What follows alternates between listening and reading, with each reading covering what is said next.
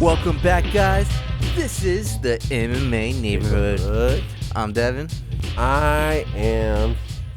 And we're going over the post of UFC 302, Poirier versus Makhachev. Let's go, baby.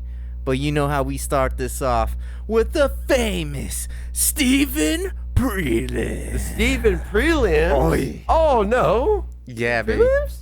There's some pretty solid prelims, Stephen. Now, this is the first time I haven't actually watched the fucking prelim. Oh, I'm I'll shocked. be straight up honest. I am shocked. But apparently you have something to say about the Mickey Gall fight, yes? Yeah, to Mickey Gall. Can you pull up who he's fighting? Because Mickey Gall had a, close to fight of the night, in my opinion, man.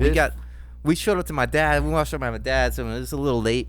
But he's like, you guys just missed a badass fight. And I was like, all right. But I went back and watched this fight a couple days ago. And Mickey Gall, I mean, this fight was tremendous, they should say, man. So Mickey Gall was versus Basil Havis. Basil Havis? All right, we'll go with Basil Havis. Look, it is what it is. It is what it is. But Basil Havis, my dad said, looks like Steve-O. Kind of does. And this guy is so MMA. I look like Mickey Gall apparently. No, you look like Basil Davis. What's his name again? Basil Davis? Basil Havis. Basil Havis? No. All right, look, let me break this down real fast. Basil Havis is game, bro. This guy, he's like a power striker. It was a good fight between like a good stylistic fight, like length versus power, range versus power. Mickey Gall was struggling in the beginning. Havis was cracking him with some heavy shots, and then in the second round, as the fight progressed, Mickey Gall was landing some good right hands. All I'm saying is, brother, you need to rewatch this one. Anybody that missed this one, you gotta see it, because this was a fucking war. They even did a kind of a Holloway special at the end, and they just started throwing bombs at the last seconds. Havis ends up winning with a unanimous decision. I liked what I saw. I hope you guys do too. But definitely worth checking out. Who else we got on prelims, bro? For sure. We got Phil Rowe and versus Jake Hall or Jake Matthews. Sorry, Phil Rowe and Jake Matthews. Phil Rowe and Jake Matthews. That fight was fucking dope. Yeah, it was great. I saw some prelims. Don't get me wrong. I just didn't see the early prelims. We didn't really go over Jake Matthews too much, but I like this guy, man. He's game as fuck. He showed up that night too, man. He was cracking Phil Rowe with some heavy shots. Dropped him a couple times. Don't get me wrong. Phil Rowe was cracking him in the beginning of the first round, and then Jake Matthews just came back at him. Yeah, hard. I like Jake Matthews, man. He did lose his last fight against some Brazilian prospect was pretty fire. I forgot his name, but Jake Matthews, man, he's always worth watching. Very entertaining. These prelims have been very hot. Who we got next, bro? We have Grant Dawson versus Joe Selecki. Joe Selecki, yeah. Joe Selecki. Yeah, Grant Dawson won. And then we have Jelton Almeida versus Alexander Romanov. And this is a thing, Jelton Almeida, he's coming off that loss, hard knockout loss versus Curtis Blaze. And yeah. Look, he went in there and he submitted this dude in the first round. Yeah, not surprised, baby. Not surprised, Jelton Almeida. I'm not surprised, motherfucker. Yeah, not surprised. I wasn't surprised. Yeah, Jelton Almeida is known for the submission game. Yeah, he had a rough one with Curtis Blades, but you know what? He's back on the win column. He's out there submitting boys, but he's on the prelims for a reason. Yeah. And then we have the final prelim fight, Cesar Almeida versus Roman Kopylov. And that was a super close fight. Cesar Almeida was an undefeated fighter coming into this fight versus Roman, and he was 5-0. And look, in the first round, dude, Roman looked like he was taking this fight, and then the second and third round happened. And honestly, I'm kind of surprised. Roman still won this one though, right? Barely. Yeah, Cesar Almeida, didn't he have dude? He's known for a win over Alex Pereira in kickboxing. Yeah, which is I don't understand how that's possible. Yeah, Roman was looking really good in that first round. He had some great kicks, and then he was able to take down Cesar at will, basically. But as the fight progressed, Almeida seemed to start taking over a little bit. I don't understand how Roman won the fight, because strictly based on how they fought during the rounds, especially rounds 2 and 3. Yeah, I don't see how Roman won personally because Caesar was very much coming back. Yeah, Cesar Almeida was definitely coming back. It seemed like Roman was gassing out. I think it was from the body shots. Caesar was landing some vicious body shots. But Roman almost put him out in that first round. He dropped him. Yeah, and that was his highlight. That was the highlight of the fight. I give the second round to Caesar, but the third round, Roman was able to take him down. I mean... It's the takedown, baby. Look, I'm tired of giving fighters the rounds because they get a takedown. I'm tired of it. I'm done. Yeah. That's just me personally. But I'm tired of giving fighters the round all because they get the fucking takedown. If Cesar Almeida... And look... They get the takedown, I get it. But if you do something with it, yeah, sure.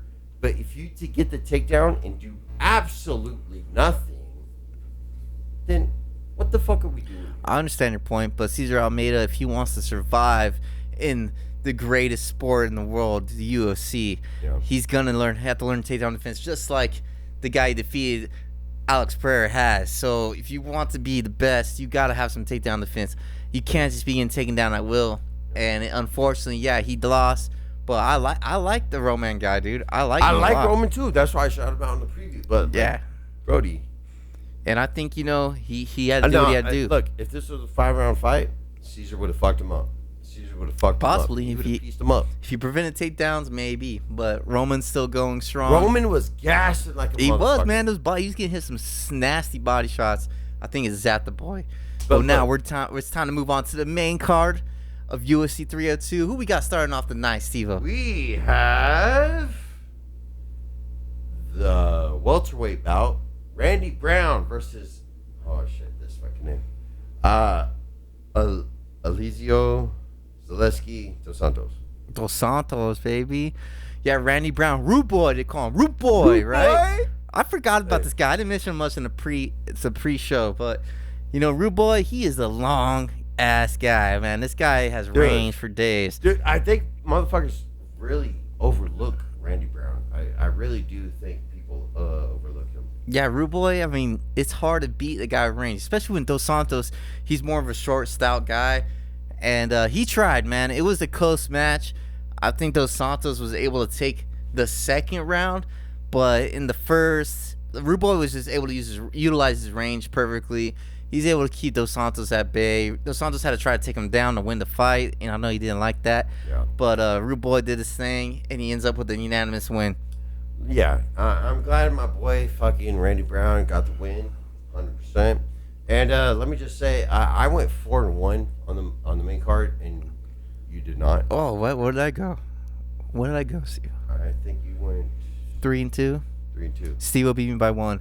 We're actually doing this new thing where Steve-O and I, we start recording what our percentage of winning is. So soon or later we will put up a chart. Hopefully you guys are on my side. Hopefully you're on my side, not Steve-O's. But then we guys can also pick what side you believe in most. But yeah, Steve-O might have won this one. But don't. I went 4-1, and I went 3-2. Don't be too cocky, my friend. There's plenty more fights to go this year, and I expect to be on top. Who we got next, though? We got Nico Price versus Alex Moreno, and I got Dusty. Yeah, who won this one, baby? Nico motherfucking Price. That's who won, baby. Nico Price made your boy look like an amateur out there. Dude, homie, what the fuck's up with Alex Moreno? Can we talk about that for a second? Look, I like Alex. I think it's Alex Moreno. Marino. But this guy, look, he's always game. What the fuck's up with him, dude? Alex is always game, right? But that first round was a little heavy, man. These guys were kind of going all out. I think Nico rocked him pretty hard in that first, but Alex still shot back, and it was pretty back and forth fight. It came down to the gas tank, my friend. Yeah, I mean, it's fucking bullshit though, for real. Like I honestly just don't understand. Look, I picked Alex Moreno because he's gritty and he's able to get into the pocket and he's able to do this and that. And usually he shows a little more stamina. Look, is my fault. It's my fault from basing my whole prediction based off Nico Price's last fight versus Robert Lawler. Yeah, a lot of fans want to judge people off their last fight. Yeah, and but he went against the Ruthless, baby. Hey, I'm man enough to admit it. Yeah. That was my fuck up. I'm man enough to admit it. Now, Nico Price, man, that dude came with this fucking precision. He had precision. He had strength. He had the durability. Yeah, durability's great thing to say because he had the chin. He had better stamina than Alex Morono, and Nico Price was able to give and take. So he was able to land some better shots and take the ones that Alex Morono shot at him. But no shit on Alex Morono here. He tried. But it was funny when Joe Rogan was like, he fights on his tippy toes, he does. Like, but his stance was so horrible in that third round. He just didn't have the cardio to keep up with this guy, and probably because he got hit pretty fucking hard. Nico Price was able to maintain his stamina through the fight. It looked like a sloppy bar fight sometimes in this match, but it was cool to see them go back and forth, kind of put it all on the line. But my boy Nico Price got the job done with unanimous decision. Yeah, and by the end of the third round, holy shit, Alex Morono. It was funny. He looked washed. It was funny because, like I said before, we're keeping track of the wins, and Steven already gave me the win like a minute of the last round. So yeah, it was pretty I funny. pulled out my phone. And was like, he's like, all right, you got this one. So moving on, baby, we got more to come. We got the welterweight bout. Kevin Holland. Versus Olachik. Wait, hold on. Kevin Holland versus Michelle. Oh shit. Olachik. I think it's Mikhail Olachik. I try to help you out on this one. Okay, thank you so much. It's kind of like Joanna Jędrzejczyk. So it's like Olachik, okay. something like that. I'll follow you. I'll check that one out though to make sure. But you know what I mean. It was very close for Kevin Holland to lose this one, bro. Olachek freaking came in and dropped Kevin Holland on his fucking ass, bro. And we got nervous because Steven and I both picked the same guy for this one. We both had Kevin Holland. Yeah, and Kevin Holland was able to change the tide and catch a nasty armbar submission on Olachek. That shit was fire, dude. The reversal with Michelle being on top, and then Kevin Holland reversed it and got the armbar. It was fucking perfection. Yeah, we thought it was gonna be a early night for Kevin Holland because he got dropped and looked all bad. Yeah, let's talk about that. Like, dude, Kevin Holland got dropped like a motherfucker. Hard. Oh, hard. You know what I'm saying? Boom! Yeah. That overhand smacked homeboy's face, homie. Yeah, Steven and I dropped this motherfucker. Steven and I were like, oh my god, no, not already. It looked too soon. You can't lose again. Too soon to a nobody, but not to a highly ranked guy. And we thought it was the end of Kevin Holland, but he proved us wrong once again. Kind of like the Jacare fight, you can't count him out even if he's on his back. He pulled off this crazy armbar, and it was a little conspiracy against it. No. He was cranking this fucking arm right off. He's trying to rip the arm off his opponent. People want to call that shit conspiracy, like you just said. People want to call that shit. Or should I say controversial? Controversial, whatever the fuck. No. Herb Dean saved that dude's arm. Yeah, he saved him. He saved the dude's arm. He was cranking, and he even told Herb Dean it broke. Herb Dean didn't respond yet, but then he readjusted it, and it looked like the elbow was snapped, bro. It looked dislocated at very least. Brody, yeah, that shit was done. Yeah. Kevin Holland did enough, and I'm glad for the stop. Even though Michelle fucking after the stoppage of the fight, he wanted to fight and contest the shit. It's fine, dude. Like, dude. Your arm was about to break. He definitely contested, but you can hear the broadcasters, Rogan, saying like he came and used the arm. It's not even looking like he's using it well. So, I mean, I did see an article earlier saying he said it's not broken, but it doesn't mean it's not pretty damaged. Bullshit. Plus, let's not forget, he kind of did like a little pussy tap, he reached for he put his hand over the hands that were choking him, and he like Did did like a little, tap, a small tap. rabbit tap. Not to say he's pussy, nothing like that, but Nah. he tapped. That was a tap. He tapped in a sense where it's That like was a tap. you can make it controversial because the Fuck tap that. was so small. That was a tap. homie. Yeah, I That think it was a tap. The arm definitely looked extremely nasty. It was nasty, baby. Kevin Holland did this thing, and he wins by submission, armbar. And I'm glad to see him back on winning column. Hell yeah. But now, God bless you. thank you. It's time for the co-main event of the evening. We have Sean Strickland taking on Paula Costa. Oh, sorry. I knew I was gonna sneeze again. I got another one. Sorry. I apologize.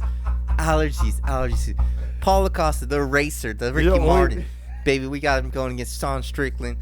And this fight, honestly, I'm a little disappointed. It was a 5-round fight, which I didn't know until Steven told me. Yeah. They agreed to a 5-round bout. Now look. I'm sorry, Jack. No, you're good, bro. Look. You know, I work for Sean Strickland. Sean Strickland. Yeah, you hear that, guys? He finally wins. Yeah, I Sean work for Sean Strickland. The guy that took out his boyfriend, Izzy, out of sight. Can you believe he did Izzy is not my boyfriend. He's not my boyfriend? I don't fucking. It's okay. I love McGregor like I love Because him. you know you're my only boyfriend. What? Appreciate it. No, It's for okay. real though. You can love Izzy, bro. Bro, I love for real McGregor. though. I'm a McGregor nut swinger, so you can swing on Izzy's nuts, dude, bro. We're gonna talk about McGregor. Oh, it's coming. Afterwards, It's coming. after I'm we're coming done with back. the fight. It's coming. We're gonna talk about him after. Look, I went with Sean Strickland strictly because I thought he could actually win the fight, and look, he did win the fight. Yeah. He did.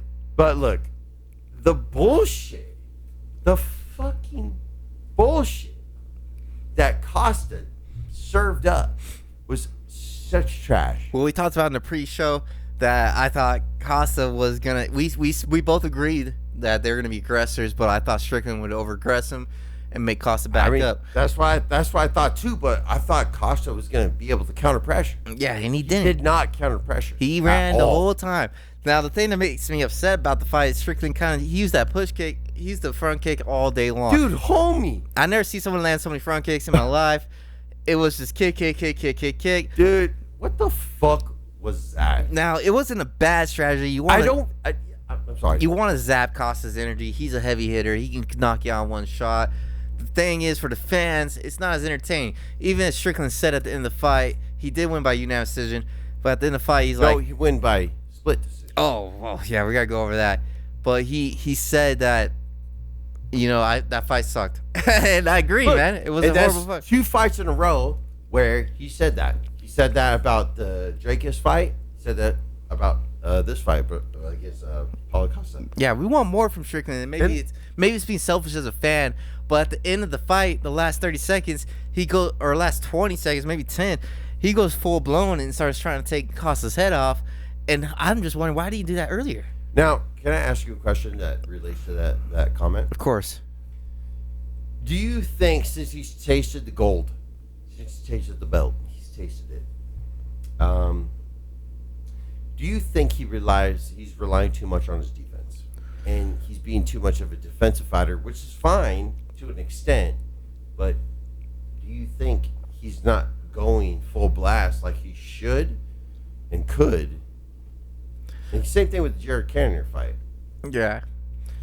Well, I know like you said, Jared Cannonier, he's had close fights that he lost, and I think that's just his style, honestly. I think that's his problem, though. And that's his problem. I don't think it's because of the taste of gold. I think it's the opponent. When he's against a guy that he knows can take his lights out, because Alex Pereira did it so easily, I think he's played way more cautious. That was so long ago, though. That was so fucking long ago. Yeah, but I think it's made him hesitant against some heavy strikers. We know Costas has the power. Strickland, I think, played a little too safe and was disappointed at the end because of that. I don't think he'd do that for every opponent. I think with Drakus, he didn't play as safe. I think he gave it a little more, even though the performance wasn't the best. But I think because when he goes against heavy strikers, I think he plays a little too cautious. And he's got to change that, man. If he wants to maintain the fans watching him, he can't just be all talk. He has to go in there and show us some entertainment. Yeah. Well, I see your point, but personally, in my opinion, I'm gonna disagree. think he's relying too heavy on his fucking defensive standpoint and his defensive stand up. And I think he's showing up for a reason. Like, I don't think obviously nobody wants to get hit in a fight. You've been in fights, I've been in fights, whatever the fuck. Nobody wants to get hit. But I don't think I really don't think he's got that killer attitude. He's a fighter that's based on longevity. I get what you're saying. I don't totally agree with you Which at some is points. fine, by the way. But honestly, you guys can't take too much away from him. He pressured Costa the whole fight. He was the one going forward. The one to blame is Costa. He's not the one. Yes. He's the one that's not striking back. He's the one that's not putting on a fight. He's running. He could have easily made us more entertaining. Yeah, Strickland close did it, but Costa could have interacted a little more. Thank you for bringing up Costa, because that was going to be my next point. What the fuck was Costa doing? Yeah, The whole fight. What the fuck was he doing? It seemed like he only honestly, started going off in that fourth round. After the 20 gut fucking kick, it's like, okay, stop backing up and fucking mow this dude down, homie. Like, what are you doing? And I know he had no bother to do that. I know they want to call him Ricky Martin, but I don't want to see him dance all night, baby. You know what I mean? This guy, I want to see him throw hands. And that fourth round, I would give him that round. He finally started letting loose a little bit. But bringing up those judges' decisions, I mean, for one of them to give Costa the fight was absolutely just ridiculous. Oh, yeah. One of the judges gave Costa 4 rounds.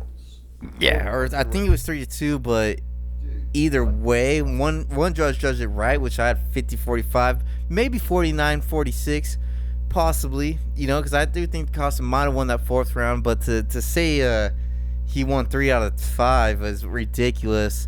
But that's the worrisome when it comes to Sean Strickland fights. He's lost because of that. I think that's why he does need to get more aggressive. Even if the guy hits hard, he needs to show some more aggression. Moving forward is aggressive, but kicking all night is not.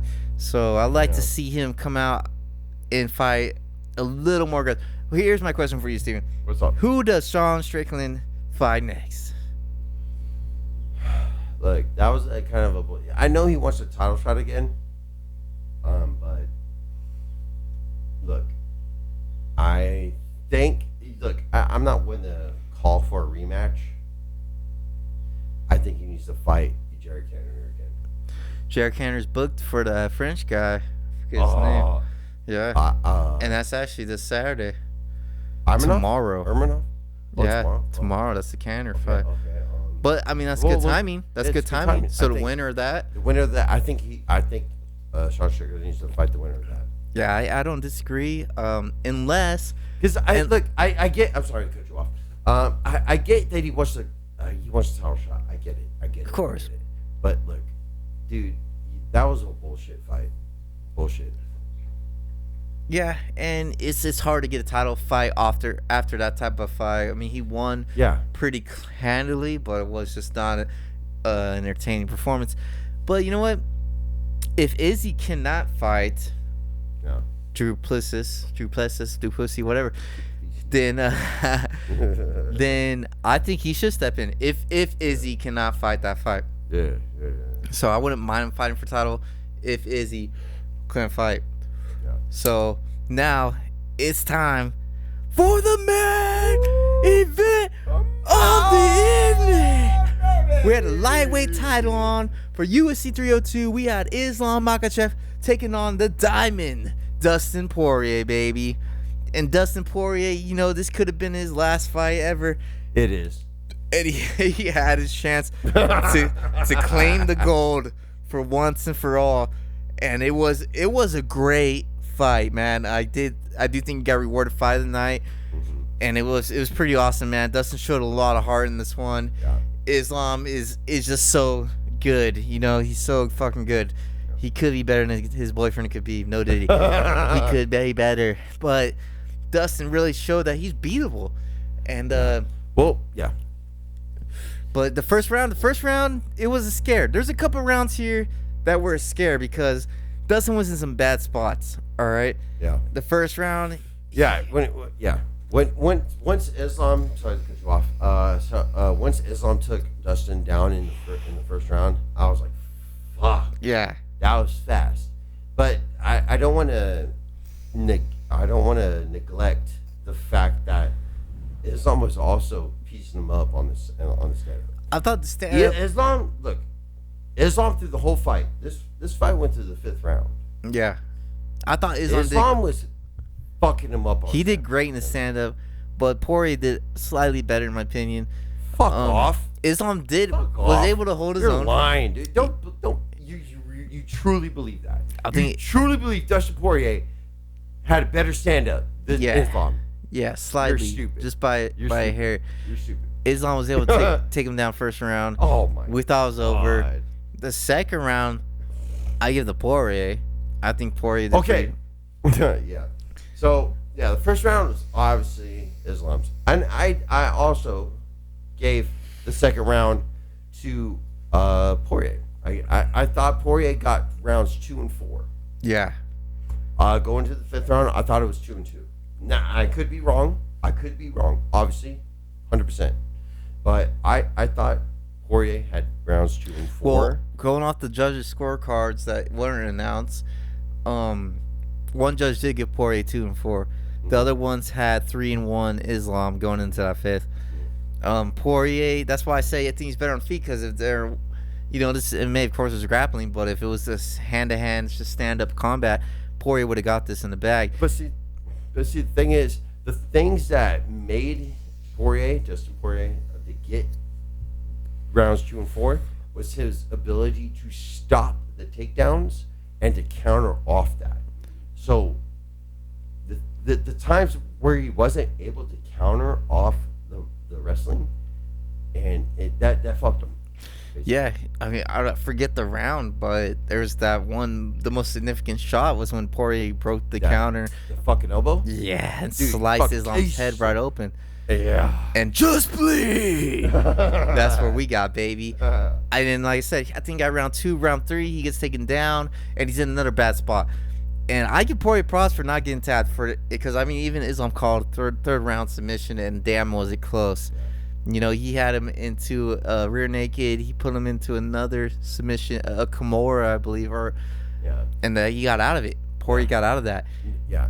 I don't want to besmirch Dustin Poirier's attempts to getting out of the ground position, the bottom position, I should say. And look, he did it very well with fighting the hands. He did very well with fighting the attempts, with being in a very bad position, especially when Islam took his back in the certain rounds. It's just, I really want to talk about the leg sweep. Yeah. So going to 5th round, I want to know you guys' call, even though it doesn't matter. Poirier lost, but I want to know what you guys thought, what the scoring was before the 5th round. But going in the 5th round, that was a crazy move. Poirier kicked him, or I don't even know if it was a kick. I think he just got in a transition. Yeah, and that was a fucking trip. That was a trip-ass move.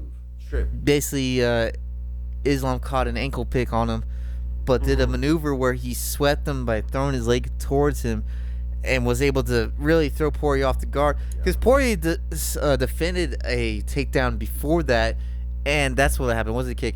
Poirier defended a takedown, and Islam chain wrestled into an he held on, chain wrestled into an ankle pick, then swept him the opposite way that he expected, and Poirier finally fell down.